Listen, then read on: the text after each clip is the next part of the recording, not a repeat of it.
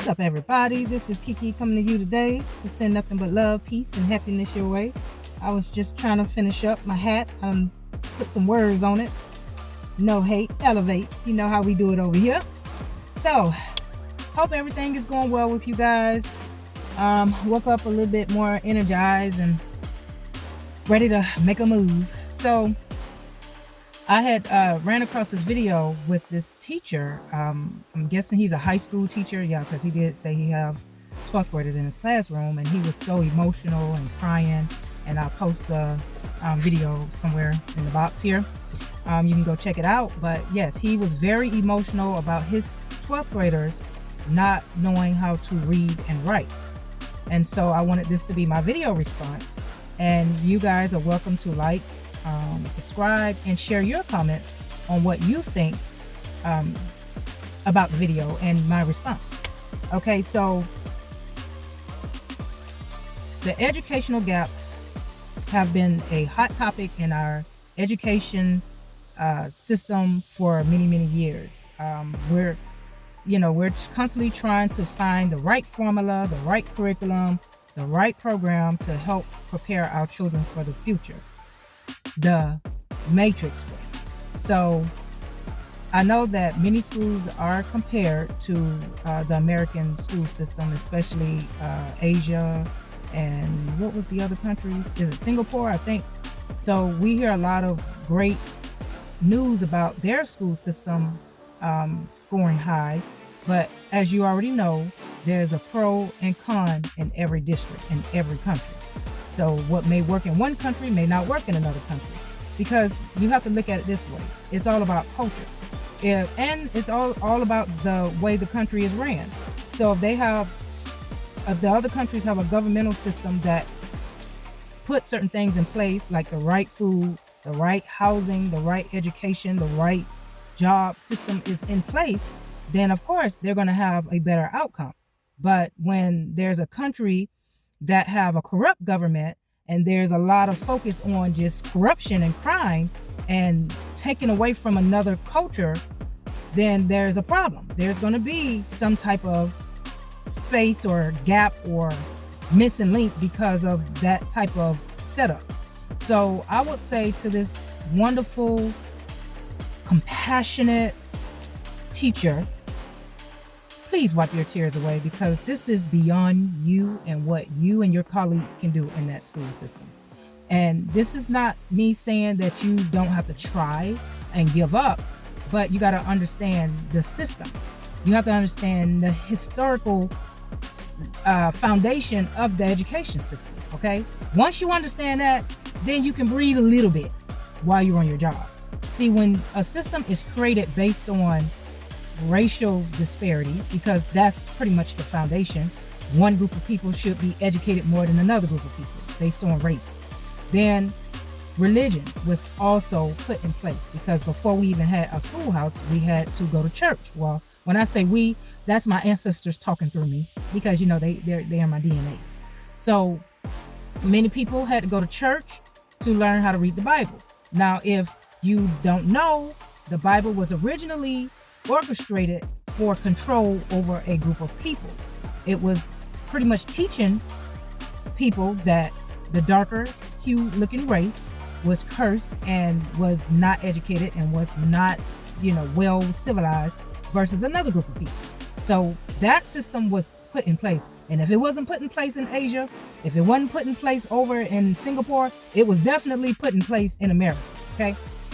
Then as time progressed, as time went on, then we had schools put in place where there were segregation with the Jim Crow laws, where, there were the upper suburban white neighborhood had access to a better qualified teacher. They had access to the right type of materials, and they had their shit together.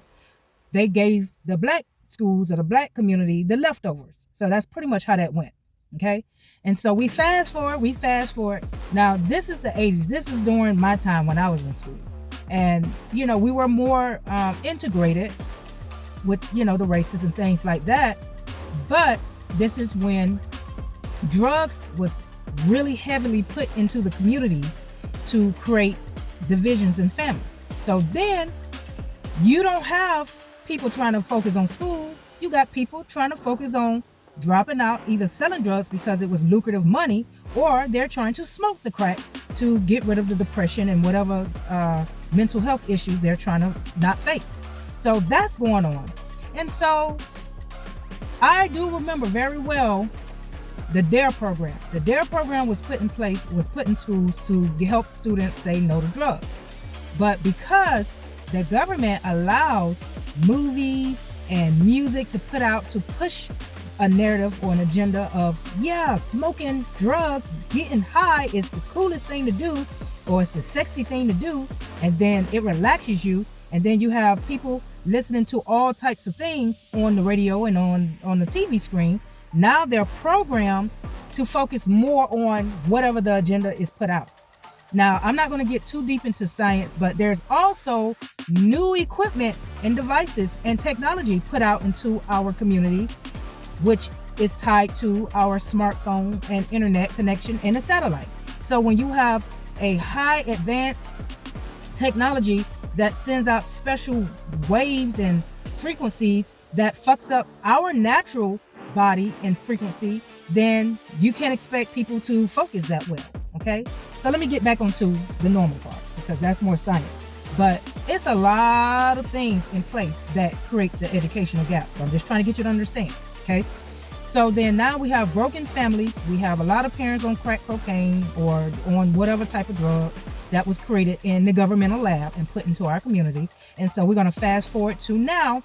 We have a lot of fathers being locked up because many men were mistreated because of their color and discrimination during the era of coming out of the Jim Crow era, to where now they're not able to get paid like the white counterpart. So now they're committing crime and they're getting locked up. So that's when the prison system became a billion-dollar industry. And that's why a lot of black families or black fathers and mothers are locked up.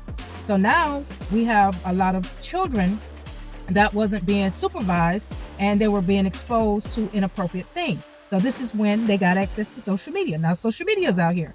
Social media is also exploiting and exposing the young, fresh minds to inappropriate things. So now we got teen pregnancy. So you know it's hard to get a teenager to really sit down and focus with a little baby, let alone focus on trying to self-improve. So that's another issue. So you pretty much got a classroom full of children that have a lot of young teenage pregnant mothers. A lot of them dropped out. A lot of them are trying to make quick money or depend on the government, because that's what the government wanted anyway. That's why they put certain things in place to separate families. So now we got families, mothers feeling like ain't no need to go to school because you can get a check from the government. Ain't no need for me to learn how to, read and write because I got a cell phone where I can sit down and text all day. So now that the parents got cell phones and they feel like their children need cell phones, that's what they're focusing on. So when you know that students focus more on texting rather than writing, then you got to change your curriculum. Your curriculum cannot fit the old school way of learning when you're pretty much, the government is pushing advanced technology and different things in place when they can grab the majority of everybody on board. So if you're texting all day, looking at your phone, using ebonic or not well spelled out words, because a lot of times people don't spell words all the way out when they're texting. When I read a text, sometimes instead of it showing I don't know and spelling it out, it would show IDK. Or if I'm trying to let my daughter know, hey, I'm right around the corner, I would put on the way, which is on the way. So that's OTW, something like that. So that's what's in style right now. I'm still old school, so I'm still trying to adjust to this new way of learning and doing stuff too. A lot of the stuff my daughters have to teach me, especially about these abbreviations and initials and all that kind of stuff. And so now we have all the entertainment and children spending hours on either a video game or texting or TikToking, dancing, singing, rapping, and being in drama. So when you know that is the majority of their focus, now you got to try to teach around that type of way of learning, because there's a lot of students walking around with ADHD Not because they were born that way. That's because of the food that is being pushed into the black communities, which is most of it is unhealthy. It is also the attention span of scrolling for hours on the phone. I even find myself losing focus because I've been on the phone. I gotta just like, let me put this down. Let me take a time out. Let me go do something normal and natural. Let me go stand by the water. Let me go touch a tree. So sometimes I have to kind of break that addiction, because it is addictive. It's a dopamine feeder. So if you notice that all students do is talk about when they gonna go out, go party, get drunk, get high possibly. If they're talking about who dating who fucking who, yes, at an early age, that's what they're talking about. I'm sorry, sir. If you wasn't aware of that, that is what they're focusing on. Who can do the best rap and downgrade somebody else to a rap? That's the Drake against the Kendrick Lamar. That's the popular thing that's going on. And that didn't just start with them. It's been started, but I'm just saying what's trending right now. And then everybody trying to do a special dance on TikTok. So now you got to figure out how you're going to incorporate the reading with that type of behavior and entertainment, and the writing with that type of behavior and counting. Sometimes you might have to just bring role playing in your classroom when it comes to reading and writing and math. But if you didn't know, a lot of things are done electronically on jobs now. That's the whole purpose of school, is getting students ready for the work field. So if you didn't know, even in your classroom as a teacher, I'll say 95% of the time you're on the computer, or if you're not on the computer, you're on the smart board. If you're not on the smart board, you're on some type of electronic device trying to prepare a lesson or trying to teach. So really, that's pretty much what it is. They also talking about replacing a lot of people with AI, and robots. So, I even heard that a lot of people that got that special jab during COVID-19, that was supposed to help tie in with the AI, or acting like an AI. I don't know, but wipe your tears away. Inhale, exhale. Just go with the flow or whatever, unless you can try to get your colleagues or protest or something. But when you have all of this in place, you're fighting a losing war. I'm sorry, buddy. I know you went to school and went and worked hard for hours to get your master's, and they still teaching teachers that you got to open up the book and do all these little special things to get kids to focus and have a love for learning. No, it's a hit and miss with that, buddy. It's a hit and miss. Don't lose sleep over it, especially when you know that there are a lot of immature parents that don't really care too much about the education system, and they figured out another way to make quick bucks and money. I'll